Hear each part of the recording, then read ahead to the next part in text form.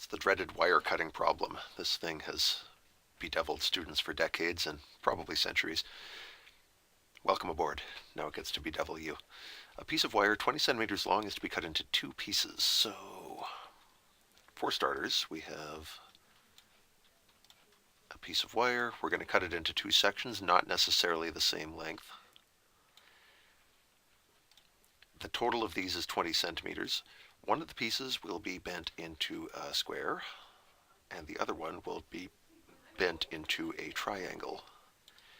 And the combined area of the two shapes has to be minimized.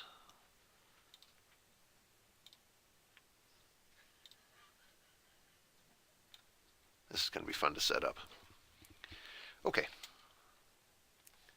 I'm going to say that one of these pieces, I was going to keep switching colors for these, but that'll drive you and me both crazy, so let's not. If we cut X length off of a 20 centimeter piece of wire, the remaining piece is going to be 20 minus X long. Fair enough. So there's our wire broken down into these two pieces. Now, one of these pieces is going to become the triangle. And when you bend this into an equilateral triangle, that means this side's going to be x by 3, and this side will be x by 3, and this side, amazingly enough, will be x by 3. This piece, 20 minus x, gets folded into 4 sections to make up a square, so this side will be 20 minus... Actually, what I was about to say was true, but I don't think it's the best way to communicate this. If we have 20 minus x and we're dividing it by 4 to make the 4 sides of the square, then each side is going to be 5 minus x by 4. Is that better? It looks kind of lousy either way. I'm honestly not sure. I'm going to start with 5 minus x by 4, and if I bitterly regret doing that in a minute, I will switch to some other form. But we'll start with this. This is a square, so all the sides are the same. I'm not sure I need to label all these, but I'm doing it. Okay. Short pause. Okay so far? 20 centimeters, cut it into two pieces. One side gets folded into a triangle, one side gets folded into a square. Now, what we must optimize, in this case minimize, is the area of those two shapes together. So, we need to find the area of the square and the area of the triangle and add them up. For the square, we have 5 minus x by 4 times 5 minus x by 4. That's not too bad. Now the bad part. How do we do the area for this triangle? It's going to be 1/2 times the base, which is x by 3, times the height, which is like there. How much is that?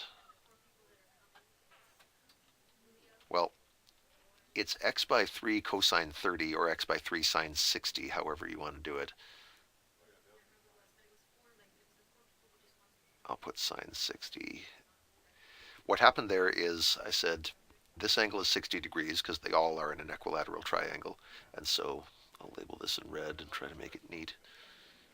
If this is our opposite side and this is our hypotenuse up here, and that's a 60-degree angle, we can say sine 60 equals opposite, which is the triangle height, over hypotenuse, which is x by 3.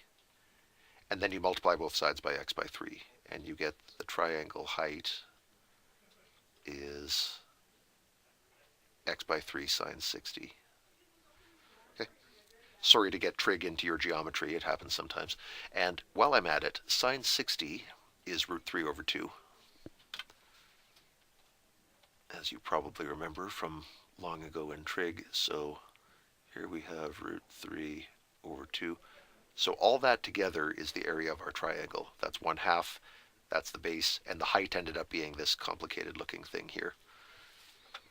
So all that together is the area. It's got x in it in a couple of places. We need to clean this up as much as we can, take its derivative, and then we'll set the derivative equal to 0, and then we win.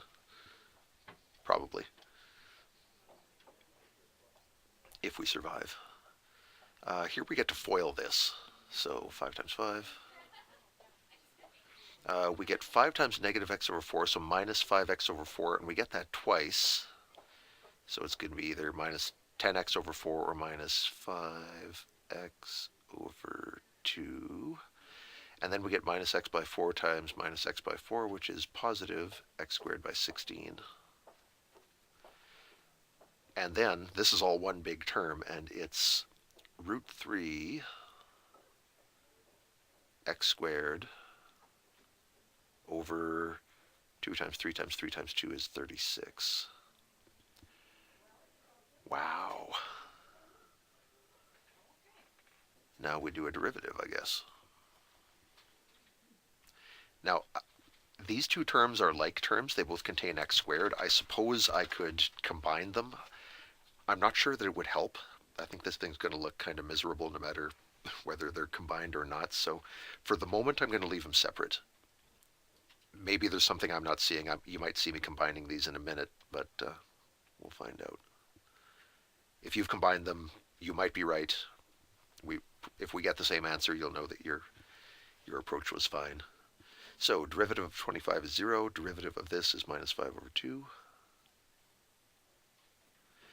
Then we get 2 times this would be it'd be 2x over 16, which is x by 8.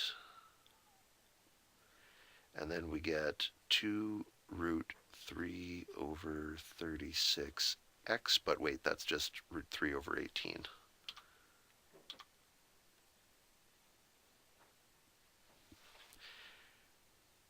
And yes, I should have combined those terms, so I'm going to have to do that now. And one more thing, sorry, this isn't the area anymore. This is the derivative of the area, so this is dA dx. Our derivative is equals 0. And if we want to solve that for x, I'm going to take this 5 over 2 to the right, so we get x over 8 plus root 3 over 18 x equals 5 over 2. I'm going to factor in x out of these two terms just to get it by itself, and that leaves me with 1/8 plus root 3 18ths equals 5 over 2. And so our recommended x is going to be 5 over 2 divided by 1/8 plus root 3 18ths. So let's work that out. I'm not going to be able to eyeball this answer and tell if it's right, but if x is somewhere between 0 and 20, then that'll be a good sign. Let's see, 1/8 plus root 3 divided by 18 equals, and then we do 2.5 divided by that, and I get 11.3.